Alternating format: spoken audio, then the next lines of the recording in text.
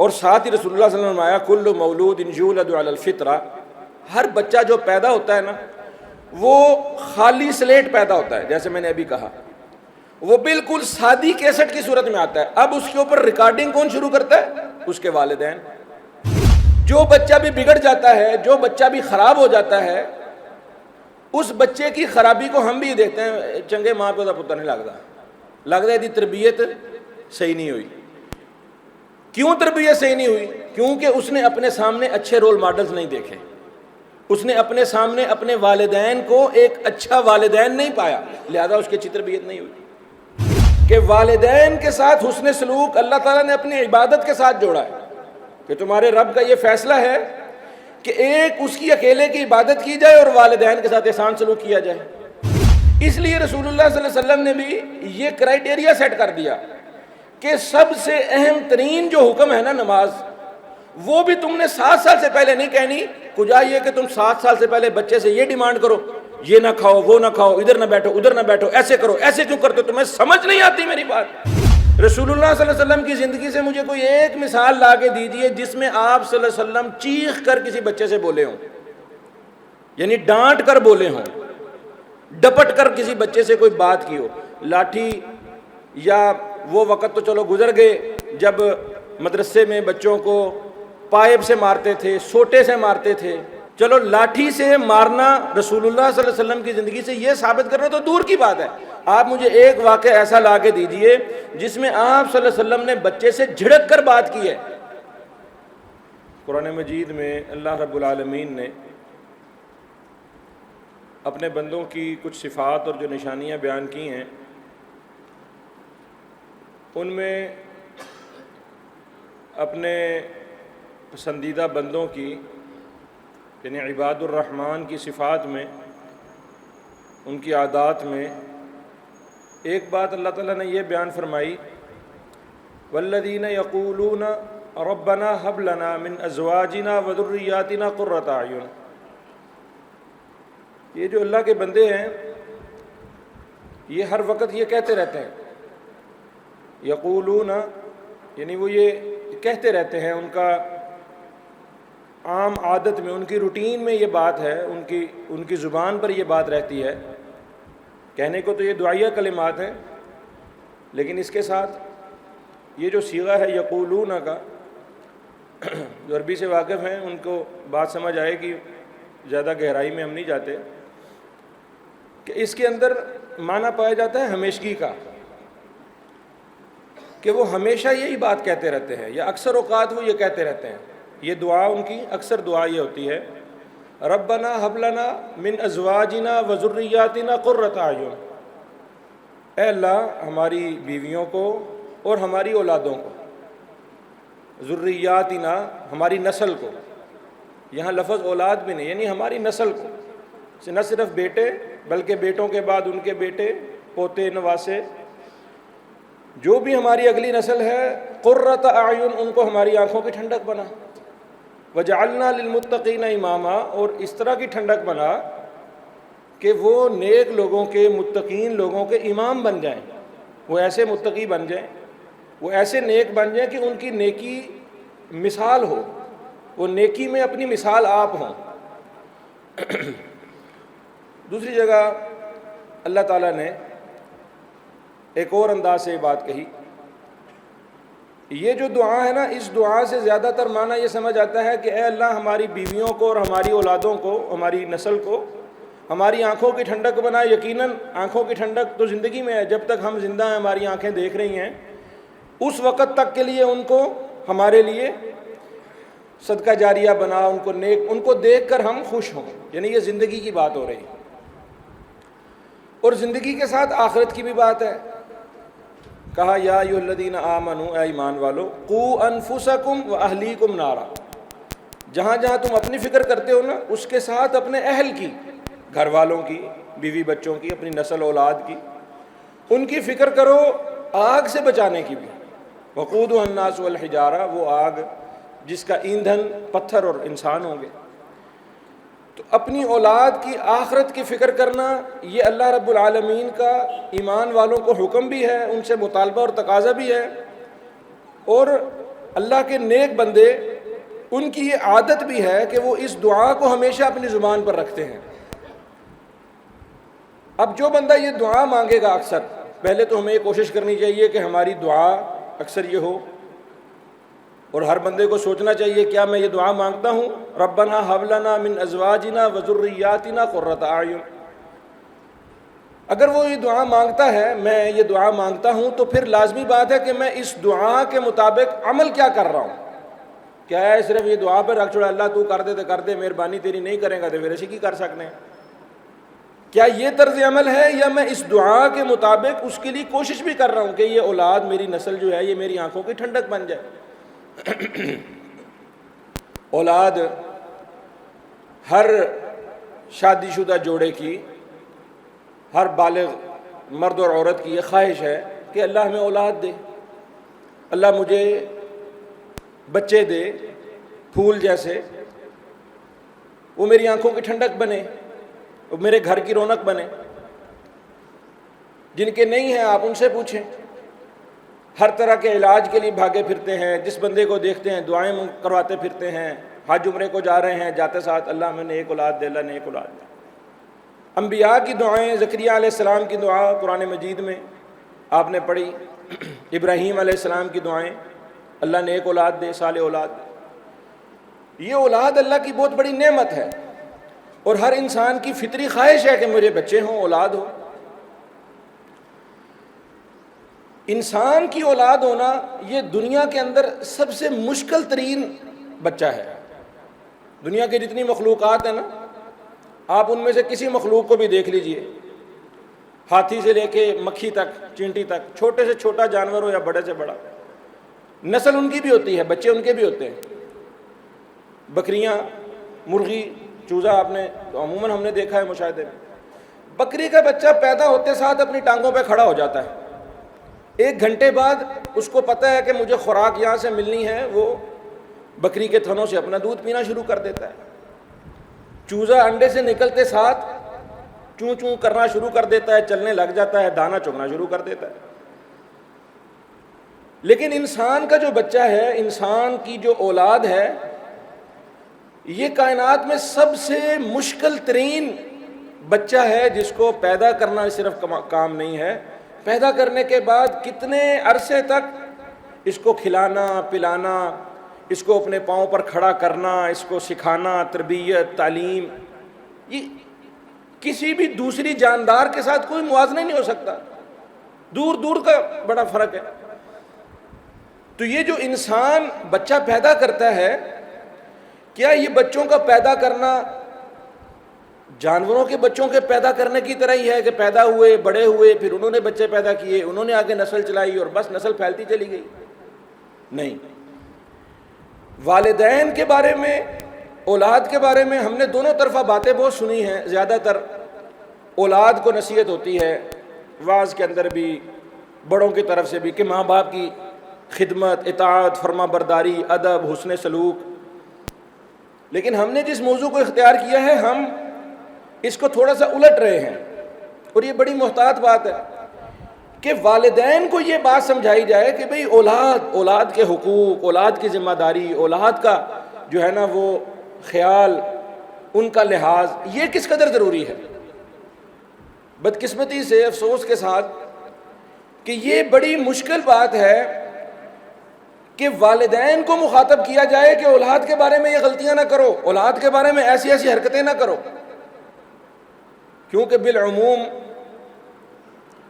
ہماری سائیکی ایسی بنی ہوئی ہے، سوچ، طبیعت، مزاج ایسا بنا ہوا ہے کہ بھئی بڑوں کو کچھ نہیں کہا جا سکتا، چھوٹوں کو ہی کہنا ہے جو بھی کچھ کہنا ہے، چھوٹے ہی غلط ہیں، چھوٹے ہی برے ہیں، یہ نئی نسل ہی غلط ہے، والدین کو کچھ نہیں کہا جا سکتا.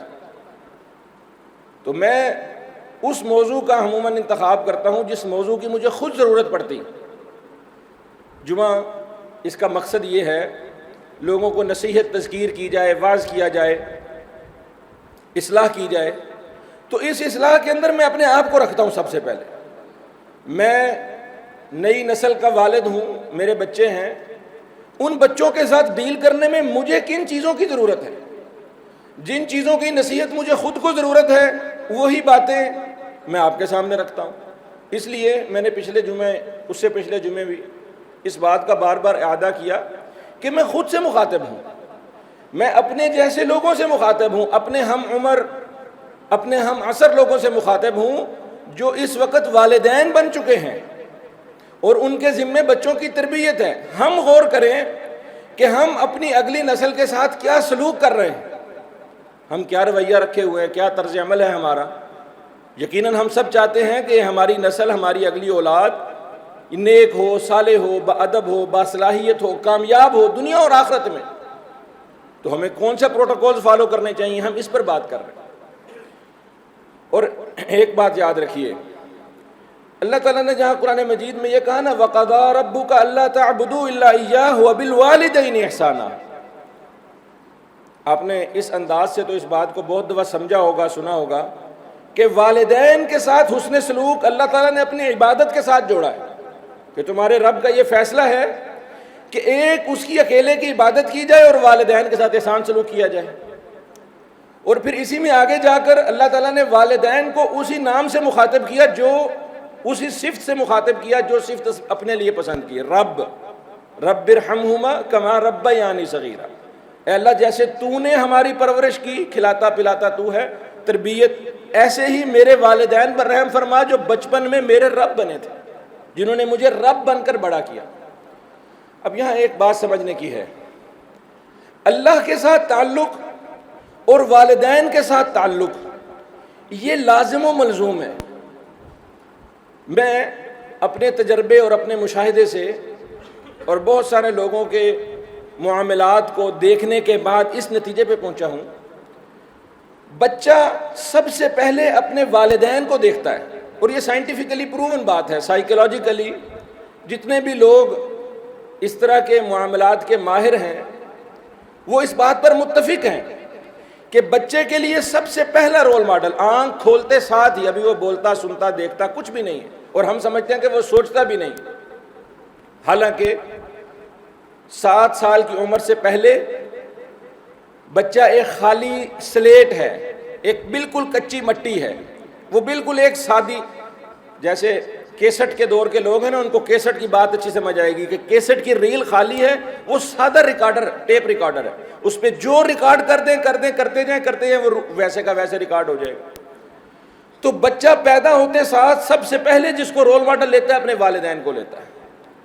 اگر اس کو اپنے والدین میں وہ صفات نظر آئیں، وہ خواص نظر آئیں جو رب میں ہیں، محبت کرنے والی، معاف کر دینے والی، درگزر کر دینے والی، بچہ اپنے والدین کے تھرو اپنے رب کو پہچانتا ہے۔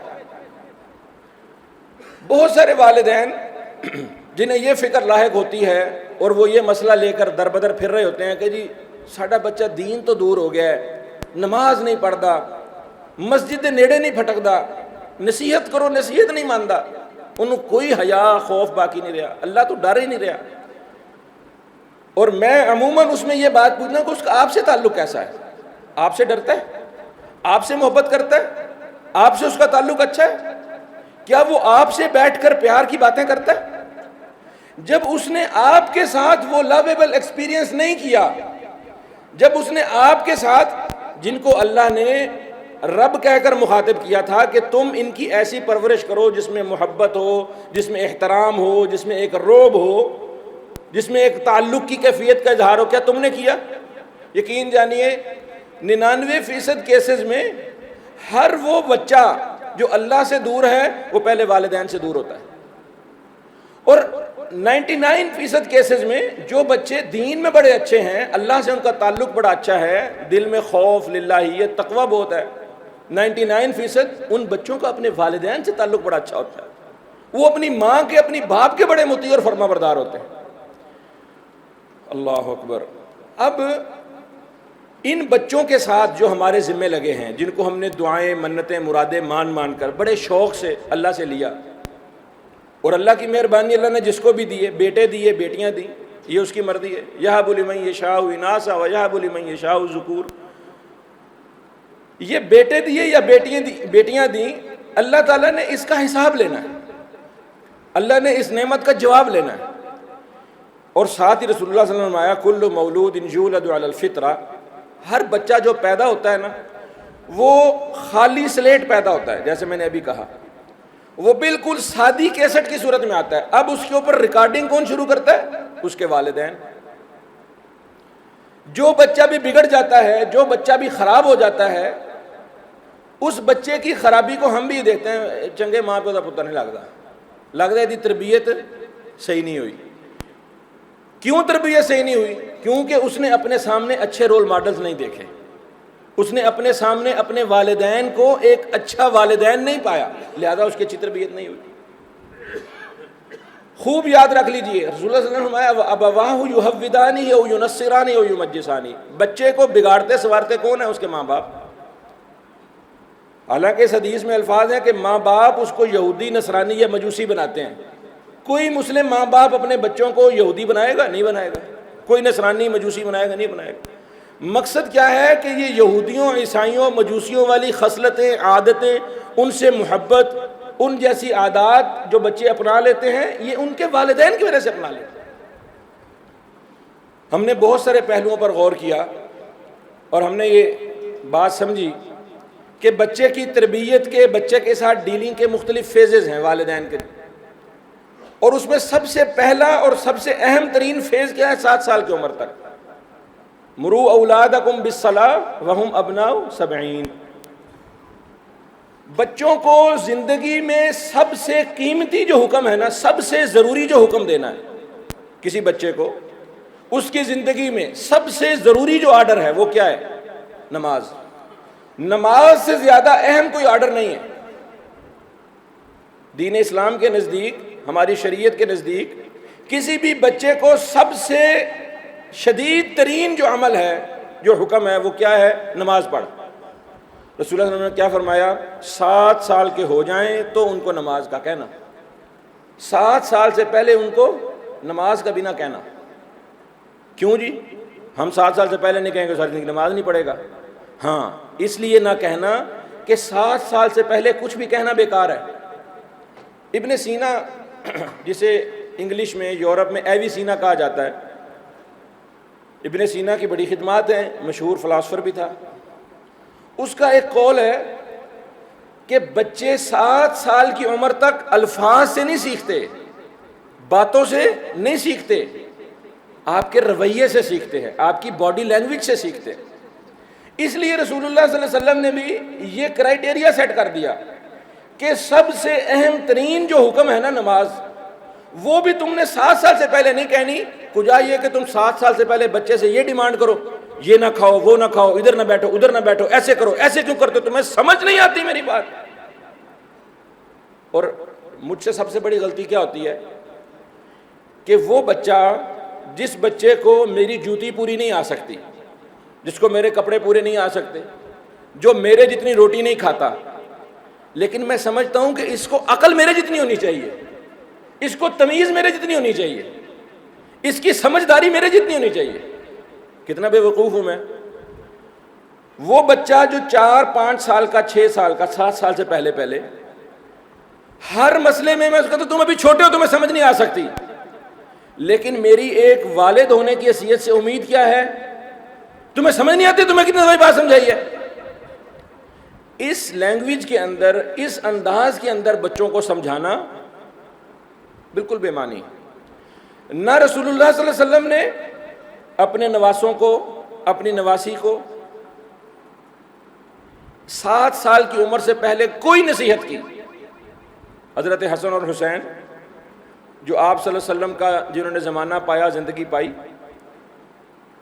چھوٹی عمر کے اندر، حضرت حسن 6 سال کے تھے اور حضرت حسین غالباً 8.5 9 سال کے تھے جب رسول اللہ صلی اللہ علیہ وسلم وفات پا گئے۔ حضرت حسن اور حسین کو رسول اللہ صلی اللہ علیہ وسلم نے کوئی نصیحت نہیں فرمائی ساری زندگی۔ کوئی فرمائی تو بتائیں؟ کہا حسن بیٹا ایسے نہ کرنا، ایسے کرنا، صرف کر کے دکھایا جو آپ صلی اللہ علیہ وسلم کرتے تھے۔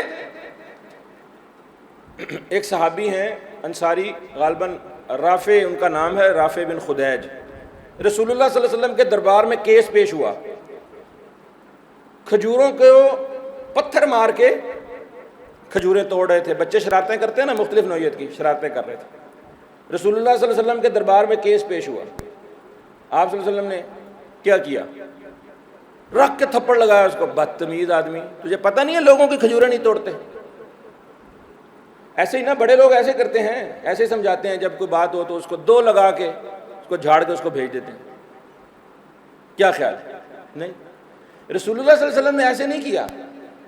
آپ نے اس کو سمجھایا بھی نہیں، آپ نے اس کا کیس سنا، اس کو پاس بٹھا لیا. کچھ اور صحابہ آئے، باتیں ہو رہی تھیں، ایک پانی آیا گلاس، لوگوں کو وہ پانی پیش کرنا تھا. اس بچے کو پوچھا، اس کو کہا بیٹا اگر آپ کی اجازت ہو تو پہلے بڑوں کو دے دوں. آپ تو کہتے ہیں لے اتنے بیٹھا کیوں ہے، انہوں تمیز نہیں وڈیا جی بیٹھی تھا. رسول اللہ صلی اللہ علیہ وسلم کی اس بچے سے ڈیلنگ جس کا کیس پیش ہوا ہے کہ یہ شرارتیں کرتا ہے، لوگوں کے درخت کھجورے ان کی وٹے مار مار کر توڑتا پھرتا ہے، کیس پیش ہوا ہے، آپ نے اس کو کچھ نہیں کہا، صرف اپنی مجلس میں بٹھا لیا، بیٹھے رہو. یہاں بیٹھ کر دیکھو کہ ہماری ڈیلنگ کیا ہے، ہمارا رویہ، باڈی لینگویج کیا ہے. یہ ہم لوگ جو بیٹھے ہیں تمہارے سامنے، ان کا رول ماڈل کیا ہے؟ بس یہ کیا باتیں کر رہے ہیں، یہ کیسی باتوں کو، ان کی فکریں، ان کی سوچیں، ان کی کیا ہیں، بس یہ دیکھو. جب میں نے اپنے بچوں کو یہ قصہ سنایا، انہوں نے کہا اللہ کے نبی صلی اللہ علیہ وسلم نے کبھی کسی بچے کو نہیں مارا تھا. میں نے نہیں مارا تھا. تو میرے بیٹے نے کہا بابا آپ یہ بات یاد رکھ لینا، آپ نے اگر کبھی مجھے مارا نا تو یہ بات یاد رکھ لینا. جی بیٹا بالکل ایسے ہی ہے کہ آپ صلی اللہ علیہ وسلم نے، بچہ رویا، اس نے شرارت کی، اس نے کوئی مستی کی، حضرت انس کو رسول اللہ صلی اللہ علیہ وسلم نے کسی کام سے بھیجا. حضرت انس خادم خاص تھے آپ صلی اللہ علیہ وسلم. حضرت انس کہتے ہیں کہ میں رسول اللہ صلی اللہ علیہ وسلم کی خدمت میں 10 سال رہا. 10 سال میں مجھے کوئی ایک موقع یاد نہیں جس میں رسول اللہ صلی اللہ علیہ وسلم نے مجھے ڈانٹا ہو. ابھی تھپڑ مارنے کی، جھڑکنے کی ہم بات نہیں کر رہے، ڈانٹا ہو. آپ نے کام بھیجا. حضرت انس کہتے ہیں میں باہر نکلا، بچوں میں کھیلنے لگ گیا. آپ صلی اللہ علیہ وسلم نکلے ڈھونڈنے، آپ نے دیکھا بچوں میں کھیل رہا ہوں. آپ صلی اللہ علیہ وسلم نے مجھے کان سے پکڑا اور مجھے کہا کدھر کیا کر رہے ہو. بس کوئی ڈانٹ ڈپٹ، کوئی سرزنش، کوئی اس کو تانا، کوئی ایسی بات جس سے اس کی عزت نفس مجروح ہو، جس سے وہ غلط ثابت ہو، نہیں کیا. میرے محترم بھائیوں، یہ وہ چیز ہے جو میں ایک ادارے میں گیا حفظ کا، تو میں نے اساتذہ بیٹھے تھے، مجھے انہوں نے کہہ دیا ایسے ہی کہ بھی آپ اساتذہ کو نصیحت کریں. میں نے کہا یار ہم نے کیا نصیحت کرنی ہے، ان اساتذہ سے ہمیں سیکھنا چاہیے. میں کہا نہیں آپ ان کو کوئی بات سمجھائیں. میں نے وہ اساتذہ جو قاری صاحبان بیٹھے تھے، میں نے کہا جی آپ یہ کیوں پڑھا رہے ہیں، حفظ کیوں کروا رہے ہیں؟ کہا جی بڑا خیر کا کام ہے، یہ خیرکم من تعلم القرآن وعلمہ، قرآن پڑھنا پڑھانا یہ سب سے فضیلت والا عمل ہے. ہاں جی بہت اچھی بات ہے. اور کہا جی یہ استادی ہے، اور استاد ہونا یہ ایک نبوی پیشہ ہے، نبوی کام ہے، رسول اللہ صلی اللہ علیہ وسلم بہترین استاد تھے. میں کہا جی بہت اچھی بات ہے. اب میں نے یہ بات سن کر میں نے آگے ان سے پوچھنا شروع کیا. میں نے کہا اچھا آپ بچے کا سبق کیسے سنتے ہیں، سب کی کیسے سنتے ہیں، منزل کیسے سنتے ہیں، بتانا شروع کیا. میں نے کہا بچہ سبق نہ یاد کرے تو کیا کرتے ہیں جی، کھڑا کر دیتے ہیں، پھر اگلے دن نہ یاد کرے پھر سزا دیتے ہیں، بچے کو چھٹی بند کر دیتے ہیں. میں نے کہا بس ڈنڈا سوٹا کو نہیں رکھا ہوا آپ نے، بس رکھا ہوا ہے جی تھوڑا سا کبھی کبھی لگا لیتے ہیں. میں نے کہا یہ جو نبوی کام آپ نے اپنایا ہے اور سب سے بہترین کام آپ نے اپنایا، یقیناً آپ نے اس کے لیے رسول اللہ صلی اللہ علیہ وسلم کی تعلیمات بھی پڑھی ہوں گی. آپ صلی اللہ علیہ وسلم جو استاد تھے کیسے استاد تھے، اور آپ صلی اللہ علیہ وسلم نے جو قرآن پڑھایا وہ کیسے پڑھایا، آپ نے بھی سیکھا ہوگا. ہاں دیکھا تو ہے. میں کہا پھر رسول اللہ صلی اللہ علیہ وسلم کی زندگی سے مجھے کوئی ایک مثال لا کے دیجئے جس میں آپ صلی اللہ علیہ وسلم چیخ کر کسی بچے سے بولے ہوں، یعنی ڈانٹ کر بولے ہوں، ڈپٹ کر کسی بچے سے کوئی بات کی ہو. لاٹھی یا وہ وقت تو چلو گزر گئے جب مدرسے میں بچوں کو پائپ سے مارتے تھے، سوٹے سے مارتے تھے. چلو لاٹھی سے مارنا رسول اللہ صلی اللہ علیہ وسلم کی زندگی سے یہ ثابت کرنا تو دور کی بات ہے. آپ مجھے ایک واقعہ ایسا لا کے دیجئے جس میں آپ صلی اللہ علیہ وسلم نے بچے سے جھڑک کر بات کی ہے. اور اتنا بڑا کام آپ متقین کے امام پیدا کر رہے ہیں، آپ حفاظ پیدا کر رہے ہیں، قرآن کے حافظ. اتنی فضیلت والا کام کرنے والے بچے کو آپ مار کیسے سکتے ہیں؟ آپ کہتے ہیں کہ اس کو قیامت والے دن تاج پہنایا جائے گا، دنیا میں اس کی اتنی عزت ہوگی، آخرت میں اللہ کہیں کتنا مقام ہے حافظ کا؟ کیا وہ مقام تب ہوگا جب یہ حافظ صاحب داڑھی والے اتنے بڑے موٹے سارے پھول کر جو ہے نا طاقتور توانا ہو جائیں گے تب عزت کریں گے؟ جب یہ بیچارہ مجبور ہے، معصوم ہے، آگے سے بول نہیں سکتا، کچھ کہہ نہیں سکتا، تب تک آپ اسے جو مرضی سلوک کریں گے؟ یہی طرز عمل مدرسوں کے ساتھ خاص نہیں، اسکول میں بھی ایسا ہی ہے۔ ٹیچر ہے یا میڈم ہے، وہ بچے کو جھڑک کر، ڈانٹ کر، مار کر اس سے آؤٹ پٹ لینا چاہتی ہے، اور یہی میں اور آپ بالعموم گھروں میں یہی کرتے ہیں۔ آج کے اس مختصر وقت میں صرف اس بات کو سمجھیے، 7 سال کی عمر سے پہلے بچے کو بول کر کوئی بھی بات سمجھانا بیکار ہے، سادہ بول کر ہی۔ بچہ صرف وہی کچھ دیکھتا، سیکھتا، سنتا، سمجھتا ہے جو وہ اپنے آپ میں دیکھ رہا ہے۔ گھر میں کوئی حادثہ ہوا، کوئی بات ہوئی، بچے کی آنکھیں اٹھتی ہیں ماں کی طرف یا باپ کی طرف۔ میری ماں کا کیا ری ایکشن ہے، میرے باپ کا کیا ری ایکشن ہے، اس ری ایکشن کو وہ اپنے دماغ میں فیڈ کرتا ہے۔ صرف کام والی کو گلاس ٹوٹ گیا، اس سے میری ماں نے اس کو کھینچ کر تھپڑ مارا، تمہیں پتہ نہیں چلتا گلاس توڑ دیا تم نے میرا۔ بچے پر اس کا کیا اثر ہوا ہے؟ بچے نے یوں دیکھا، اچھا اس کا مطلب ہے جب کبھی کوئی کمزور بندہ کوئی حرکت کرے گا نا تو اس کو تھپڑ ہی مارا جاتا ہے۔ آپ نے اس کو کچھ نہیں سمجھایا کہ بھئی غریبوں کو، مسکینوں کو، فقیروں کو اس طرح سے مارا جا سکتا، آپ نے نہیں سمجھایا۔ اس نے 7 سال کی عمر سے پہلے اس نے خاموش مشاہدہ کیا ہے بس۔ اب وہ اپنی زندگی میں بڑا ہو کر کیا کرے گا؟ اپنے سے ہر ماڑے کے ساتھ زیادتی کرے گا۔ یہ دوسری صورت دیکھیے، اللہ تعالیٰ ہر گھر کو ایسے فتنے سے محفوظ فرمائے جہاں پر خاوند بیوی کا، ماں باپ کا آپس میں جھگڑا رہتا ہو۔ باپ نے ماں کو مارا، بچہ دیکھ رہا ہے، اس کا مطلب ہے کہ مردوں کو اتنی کوئی اجازت تو ہے ہی کہ وہ عورتوں کو تھپڑ تھپڑ لگا لیا کریں۔ آپ نے نہیں اس کو کہا، اس نے یہ سیکھا ہے آپ سے، دیکھا ہے کہ گھر میں ابا جی اماں جی کو مار لیتے تھے، چلو کل کو میرے ہتھے کوئی چڑھے گی تو میں بھی 2 لگا لیا کروں گا۔ یا وہ دوسری بات کیا سیکھے گا؟ مار برداشت کر ہی لینی چاہیے، کوئی نہیں، خیر ہے، بڑے اتنی کو پھینٹی لگا ہی لیتے ہیں۔ اگر وہ بیٹی ہوگی تو وہ کیا سیکھے گی؟ یار امی جی بھی ہماری مار کھاتی رہتی تھی، خیر ہے، میں نے بھی ساری زندگی مار ہی کھا لی۔ ہر 2 صورتوں میں یا یہ بچہ تھپڑ مارنے والا بنے گا یا یہ تھپڑ برداشت کرنے والا بنے گا۔ اس بچے کی شخصیت آپ نے نہیں، اس کو زبان سے کچھ نہیں کہا، اس نے صرف دیکھا ہے، سیکھا ہے۔ آپ گھر میں آئے، آپ کا 8 سال کا بیٹا آپ کے چھوٹے 5 سال کے بیٹے کو مار رہا تھا، آپ نے آتے ساتھ اس کو کیا کیا؟ پکڑ کر ایک لگائی۔ تمہیں کتنے دفعہ کہا بچوں کو چھوٹوں کو مارا نہیں کرتے؟ آپ اس کو کیا سکھا رہے ہیں؟ کہ بچوں کو مارا کرتے ہیں، کیوں کہ آپ نے اس کو مارا ہے، اور آپ اس کو سکھا کے رہے ہیں چھوٹے بچوں کو نہیں مارا کرتے۔ تمہیں کتنے دفعہ کہا چھوٹے بھائی کو نہ ہاتھ لگایا کرو؟ ساتھ آپ نے اس کو بھی ڈانٹا، اس کو مارا۔ وہ آپ کے الفاظ کو تو سن ہی نہیں رہا، 7 سال کی عمر تک وہ الفاظ تو اس پر اثر ہی نہیں کر رہے، اس پر اثر کیا کر رہا ہے؟ اور یہ سائنٹیفکلی پروو ہے۔ میں آپ کے ساتھ ایک تجربہ کرتا ہوں۔ یہ کتنی انگلیاں اور ایک ہاتھ میں یہ کتنی انگلیاں؟ 10 ہی بولا ہے نا آپ نے۔ ایک ہاتھ میں کتنی انگلیاں؟ ایک ہاتھ میں کہہ رہا تھا میں نے آپ کے سامنے اشارہ کیا 2 ہاتھوں کا۔ باڈی لینگویج میری کیا ہے؟ مشاہدہ کیا ہے؟ 2 ہاتھ۔ میں بول کیا رہا ہوں؟ ایک ہاتھ۔ آپ ایک ہاتھ کو تو غور ہی نہیں کر رہے، آپ کہہ رہے ہیں ایک ہاتھ میں کتنی انگلیاں ہیں؟ 10۔ کیونکہ جو آپ دیکھ رہے ہیں اس پر عمل کرتے ہیں۔ اس بچے کو آپ نے بولا کیا ہے یہ اس کے لیے معنی نہیں رکھتا، اس نے دیکھا کیا ہے یہ اس پر معنی رکھتا ہے۔ اس لیے سائیکولوجیکلی یہ بات سمجھائی جاتی ہے کہ جب بھی ہم کسی سے کوئی بات کرتے ہیں نا، ہمارے الفاظ کا اثر صرف 7% ہوتا ہے۔ کتنا؟ 7%۔ 55% ہمارا اثر کس بات کا ہوتا ہے؟ ہماری باڈی لینگویج کا۔ باقی 38% جو ہمارا لب و لہجہ ہوتا ہے نا، آواز کی ٹون، وہ اثر کرتی ہے۔ صرف 7% الفاظ اثر کرتے ہیں۔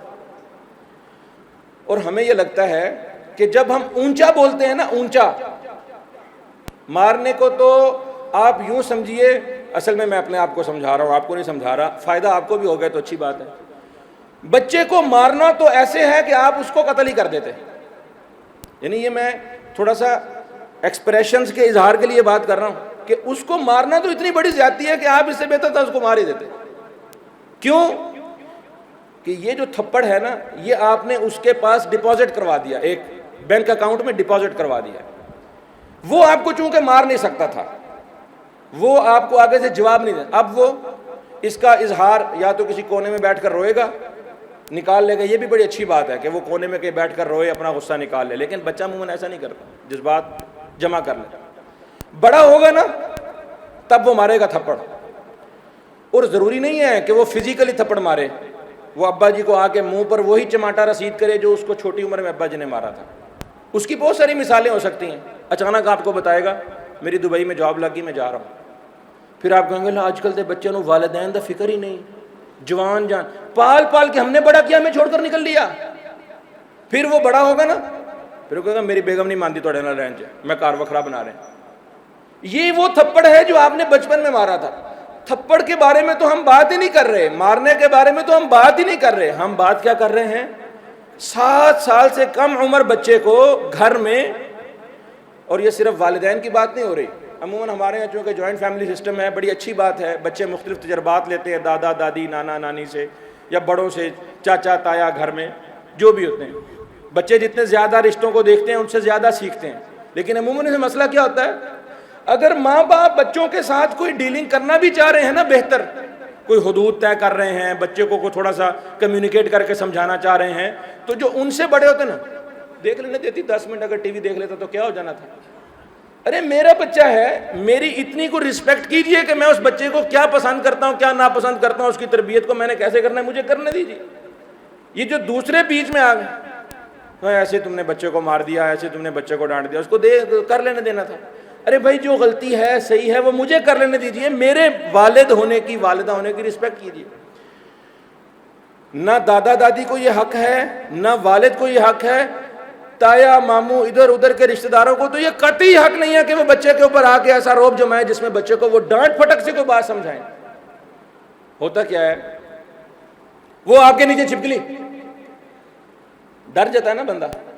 انسان کی باڈی کے اندر جتنے آرگنز ہیں نا, وہ سارے کا سارا خون اس طرف بھیج دیتے ہیں کہ جسم کو فوراً ایک تقویت دو تاکہ یہ اس ڈر سے بھاگے. جو بچہ ہوتا ہے نا, بچے کے تو آرگنز ابھی چھوٹے ہوتے ہیں, اس کا دل, گردے, پھیپھڑے, ساری چیزیں بہت چھوٹی ہوتی ہیں, اور وہ ابھی بڑی ہو رہی ہوتی ہے. جب آپ اس کو ڈرا دیتے ہیں نا کسی چیز سے اور سٹریس میں ڈال دیتے ہیں, اس کے جسم کے سارے اعضاء حتیٰ کہ اس کے دماغ بھی جو خون اس نے بڑھنے میں استعمال کرنا ہوتا ہے نا, وہ اپنا سارے کا سارا خون اس چیز میں استعمال کرتا ہے کہ میں نے اس سٹریس سے نکلنا کیسے, میں نے اس ڈر اور دہشت سے مقابلہ کیسے کرنا. نہ بچے کے دماغ کی وہ گروتھ ہو پاتی ہے, نہ اس کے اعضاء کی وہ گروتھ ہو پاتی ہے. یہ تو وہ چیز ہے جو آپ سمجھ نہیں پاتے, میڈیکل نے, سائنس نے آپ کو, طب کی سائنس نے بات سمجھائی. لیکن دوسری طرف جو چیز آپ سمجھ پاتے ہیں وہ کیا ہے, آپ ایک بچے کو یہ کہیں خبردار تم نے یہ کام نہیں کرنا, خبردار تم نے یہ کام نہیں کرنا. ان دونوں باتوں کے اندر کیا فرق ہے؟ جب آپ اونچا بولتے ہیں نا, انسان جو پیدا ہوتا ہے نا 2 طرح کے ڈر لے کے پیدا ہوتا ہے, صرف 2 طرح کے ڈر, ایک اونچائی کا ڈر اور ایک اونچی آواز کا ڈر. اس کے علاوہ باقی سارے ڈر ہم اپنی زندگی میں سیکھتے ہیں. فطرتی طور پر جو بچہ پیدا ہوتا ہے اس میں 2 ڈر.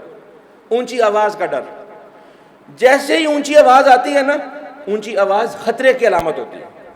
اس خطرے کے بعد وہ بچہ بات نہیں سنتا اگلی کیا ہے, وہ اس کے بعد اپنے جسم کے سارے الارم آن کر لیتا ہے کہ وہ خطرہ ہے اس کے بعد. اب آپ نے کیا بولا, کیا کہا, کیا سمجھایا, اگلی دفعہ دوبارہ میں نے تمہیں پچھلی دفعہ بھی سمجھایا تھا, تم نے ایسے نہیں کرنا تھا. اس نے پچھلی دفعہ بھی بات نہیں سنی تھی, پچھلی دفعہ بھی آپ اونچی بولے تھے. ہاں, اگر آپ یہی بات آہستگی سے کریں, آپ کو یہی کام کرنا ہے, یہ کیا ہے آرڈر, آپ کو یہ کام ایسے کرنا ہے, یہ ٹون دھیمی ہے, آپ کو یہ کام ایسے کرنا ہے, یہ ٹون اونچی ہے. اونچی ٹون میں کبھی کوئی بندہ کسی کی کوئی بات, بڑا بندہ نہیں بات سنتا, چھوٹا بچہ کیسے مانے گا؟ اپنے بچوں کو ڈانٹنا اور ڈانٹنے میں آواز کا اونچا کرنا اور اس میں غصے کا استعمال کرنا, اور پھر اس غصے کے استعمال میں بچے کو تانے مار دینا. وہ دیکھتے نہیں فلانی آنٹی کا بیٹا کتنا اچھا ہے, دیکھتے نہیں تم اس کو کتنے نمبر لیے اس نے. ابھی ہم نمبروں والے بچوں کی بات نہیں کر رہے, ابھی ہم صرف ان بچوں کی بات کر رہے ہیں جو صرف گھر کے ماحول میں. جب آپ اس بچے کو مثال دیتے ہیں نا کسی دوسرے بچے کی, تو اصل میں آپ اس کو یہ بتا رہے ہوتے ہیں کہ دیکھتے ہو نا کہ اس کے ماں باپ کتنے اچھے ہیں. کیوں کہ بچہ آپ کا عکس ہوتا ہے, آپ کی ریفلیکشن ہوتا ہے. جب بھی آپ کسی بچے کو کسی دوسرے کے بچے سے کمپیئر کر دیتے ہیں ڈانٹتے ہوئے، یا اپنے ہی دو بچوں میں یہ کمپیریزن کر دیتے ہیں، تمہاری فلاں بہن تو کپڑے گندے نہیں کرتی، تم کتنے کپڑے گندے کرتے ہو، آپ نے اس کا مطلب ہے اس بچے کے دل میں اس کے بارے میں ایک تو نفرت پیدا کر دی، اور دوسرا اس بچے کو یہ سمجھایا کہ اس کے لیے ہم نرم دل ہیں کیونکہ وہ اچھا بچہ ہے، تمہارے لیے ہم نرم دل نہیں، تمہیں ہم ڈانٹیں گے، اس کو ہم پیار کریں گے۔ میرے بھائیوں، یہ جو تربیت ہے نا بچوں کی، انسان کے بچے کی تربیت، یہ زندگی کے اندر سب سے مشکل چیز ہے۔ اور ہم کہتے ہیں جی کیا کریں، اب بچے پہ غصہ نہ آئے، بچے ایسی ایسی الٹی سیدھی حرکتیں کرتے ہیں، اب غصہ نہ کریں، ہم نہیں کریں غصہ، اپنا علاج کروائیں۔ کیوں کہ غصہ کرنا ایک مرض ہے، یہ غصہ کرنا ایک بیماری ہے۔ آپ کا غصہ جو آپ کو آ جاتا ہے نا، یہ کوئی اچھی بات نہیں۔ غصے کے مضر اثرات پر، غصے سے بچنے پر قرآن حدیث میں کتنی باتیں وہ آپ نے اکثر سن رکھی ہیں، صرف یہاں ایک آیت سے اشارہ کرتا ہوں۔ اسی غصے سے ہم آزمائے گئے ہیں، بچوں کی، بیوی کی انہی غلط حرکتوں کی وجہ سے ہم آزمائے جاتے ہیں۔ ان من ازواجکم واولادکم عدو لکم، قرآن نے کہا تمہارے دشمن ہیں، تمہیں غصہ دلائیں گے اپنی حرکتوں سے، اپنی باتوں سے، تمہیں غصہ۔ ان من ازواجکم واولادکم عدو لکم فاحذروہم، بچ کے رہنا، تمہیں غصہ نہ آنے پائے۔ تمہاری اولادیں، تمہاری بیویاں، یہ تمہارے دشمن ہیں، کیا کرو؟ فاحذروہم، بچو۔ کیسے؟ تعفو و تصفحو و تغفرو، تین الفاظ، تینوں کا معنی ہے الگ الگ۔ معاف کرو، درگزر کرو، ان کے لیے استغفار کرو۔ اس کی تشریح میں پھر ایک پورا مستقل جمعہ چاہیے، لیکن کہیں پر بھی یہ نہیں کہا کہ تمہارے دشمن ہیں۔ دشمنوں سے سلوک کیا ہوتا ہے؟ اللہ تعالیٰ نے کہا کافر تمہارے دشمن ہے، کیا کرو؟ ان کے جوڑ جوڑ، فضربوہم، ان کو مارو، ان کے جوڑ جوڑ توڑ دو، ان کی گردنیں اتار دو۔ ایک دشمن وہ ہے، ایک دشمن یہ ہے۔ ان دشمنوں کے ساتھ سلوک کیا رکھو؟ معافی، درگزر، ان کے لیے اللہ سے مغفرت۔ کہیں پر بھی یہ ہے کہ ان کو ڈنڈے لگاؤ، ان کو سوٹے لگاؤ، ان کو سیدھا کر کے دم لو۔ ایک چھوٹی سی بات، وقت اگرچہ زیادہ ہو گیا ہے، لیکن یہ بات بچوں کی تربیت سے متعلقہ بھی ہے اور بالعموم ہمارے ماحول سے مطابقت بھی رکھتی ہے۔ آپ دیکھتے ہیں کہ سوشل میڈیا کے اوپر یہ فتنہ ایک نئی صورت سے ہمارے سامنے آتا ہے، ایک دوسرے کو گمراہ قرار دینے کا، ایک دوسرے کو فسادی، اس کو غلط قرار دینے کا، فتویٰ کسی بھی قسم کا لگا دینا، غداری کا، کفر کا، بدعتی، مشرک کا۔ بچوں کے ساتھ بھی ہم عموماً یہی کرتے ہیں کہ بچوں کو ہمیں خاص عینک سے دیکھتے ہیں اور ان پر مختلف قسم کے فتوے لگائے ہوتے ہیں ہم نے، کہ تم نالائق ہو، تم ہڈ حرام ہو، تم کام چور ہو، تم بدتمیز ہو، یہ فتوے لگائے ہوتے ہیں۔ دیکھیے، یاد رکھیے، پل صراط اور صراط مستقیم دونوں میں فرق ہے۔ صراط مستقیم اور پل صراط، پل صراط ایک بال برابر پل ہے جس کے اوپر تیز دھار تلوار کی کاٹ ہے، اس کی قیامت والے دن لوگ اسے گزریں گے، جنتی پار کر جائیں گے، جہنمی گر جائیں گے۔ یہ ہے پل صراط۔ ہم دنیا میں چاہتے ہیں کہ ہم لوگوں کو پل صراط پر چلائیں، اور ہم سمجھتے ہیں کہ پل صراط ہی صراط مستقیم ہے۔ نہیں بھائی، صراط مستقیم ایک محجہ ہے، محجتی بیضاء، ایک چوڑا راستہ ہے، سمجھو کہ 10 لین موٹر وے ہے۔ کوئی بندہ روڈ کے اس سائڈ پہ چل رہا ہے، کوئی اس سائڈ پہ چل رہا ہے، کوئی سینٹر میں چل رہا ہے، کوئی فاسٹ چل رہا ہے، کوئی آہستہ چل رہا ہے۔ ان ساروں کو صراط مستقیم پر مان لیجئے۔ ہر بندے کے جذبات کا، ہر بندے کے افکار کا احترام کیجئے۔ فوراً سے پہلے فتویٰ نہ لگائے کہ تو صراط مستقیم سے ہٹ گیا۔ ہو سکتا ہے کہ صراط مستقیم میں اس کی فاسٹ لین ہو سکتا ہے کہ صراط مستقیم پر اس کی سلو لین ہو۔ یہ صرف ایک اشارے کے طور پر بات ہے، انشاءاللہ اس پر کبھی بھی تفصیل وضاحت کریں گے۔ عمومی رویوں کے اندر، چاہے ہمارے سیاسی معاملات ہوں، دینی مذہبی معاملات ہوں، علمی معاملات ہوں، یا عمومی معاشرتی رویوں کے معاملات ہوں، بچوں کی تربیت ہو، لوگوں کے لیے گنجائش پیدا کریں، اور یہ مان لیں کہ لوگ ایک ہی رستے پر چل رہے ہیں، بڑا صراط مستقیم۔ کچھ لوگ تیز ہیں، کچھ آہستہ ہیں، کچھ دائیں ہیں، کچھ بائیں ہیں، کچھ درمیان میں ہیں۔ ضروری نہیں ہے کہ سارے لوگ بال برابر ایک لائن میں چلیں، اسی لائن سے جو ہٹے گا وہ گمراہ ہو گیا۔